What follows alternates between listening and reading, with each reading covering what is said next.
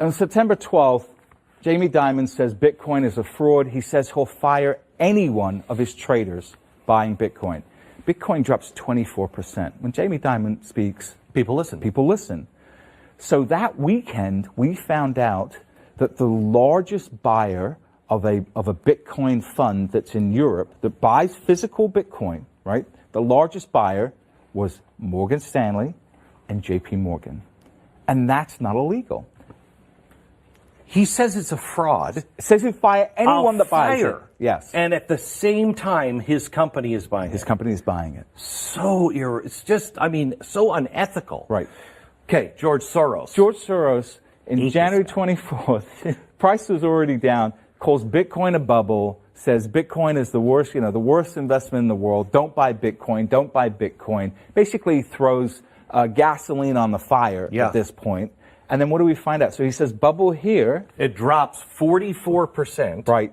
And then here in April, 2 months later, guess what we find out? Yeah. His $26 billion family office has approval to buy cryptocurrency. Right.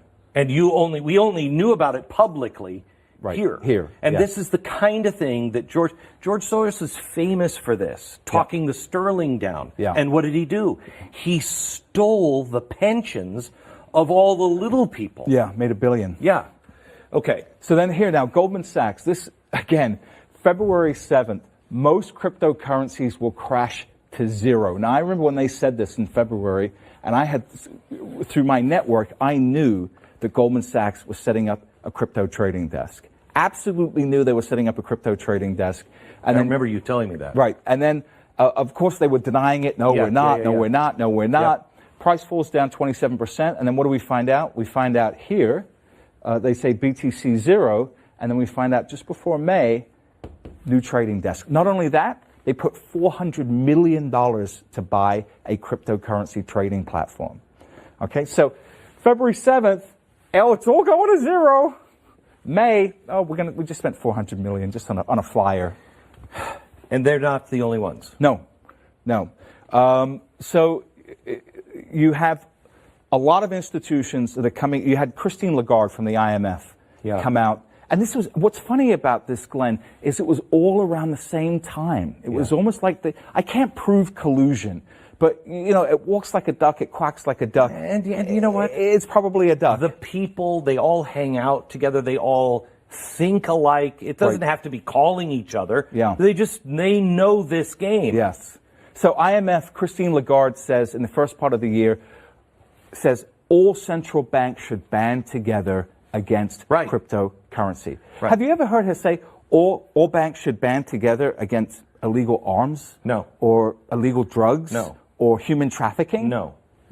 But this nascent asset class, we must all join arms against. What this did was play into people's heads that these guys are never going to let Bitcoin survive. Right. And so people thought, this is over. Selling. Yeah. So let me show you, can we show a chart of the 5 crashes? This is from, I think... Last year, right? Last year, yeah. Okay. Do we have that chart of the 5 crashes of Bitcoin? Right. It was 30%. Right. I think 4 of them were 30% and 1 was 40%.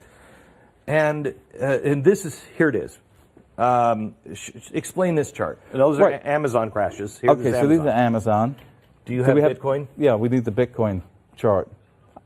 We are. All right, they'll come up later. Okay. Yeah. So what I want to talk about now is one of the key lessons I learned from being involved in the market so long is rather than listening to what people are saying, look at what they are doing. Correct. So this is what we should look at, and this is what I want people to focus on now. Billionaire hedge fund manager Stephen Cohen, who's worth between $12 to $14 billion, by far the smartest hedge fund manager in the world, I would say of the last century, is buying Bitcoin. $6,800, buying Bitcoin. Mark Lazary, Avenue Capital Group, worth about $1.7 billion, has put 1% of his net worth into Bitcoin at around this price, $7,500. Andreessen Horowitz. Mark Andreessen. That's right, Mark Andreessen. An early investor in Airbnb, Skype, Facebook, just launched and Coinbase, just launched a $300 million fund. Wellington Capital, they have $1 trillion in assets. are starting to get involved in Bitcoin futures. Susquehanna, the 12th largest trading firm by volume, they now have their own Bitcoin custody department, their own trading department, and they're trading Bitcoin and Ethereum.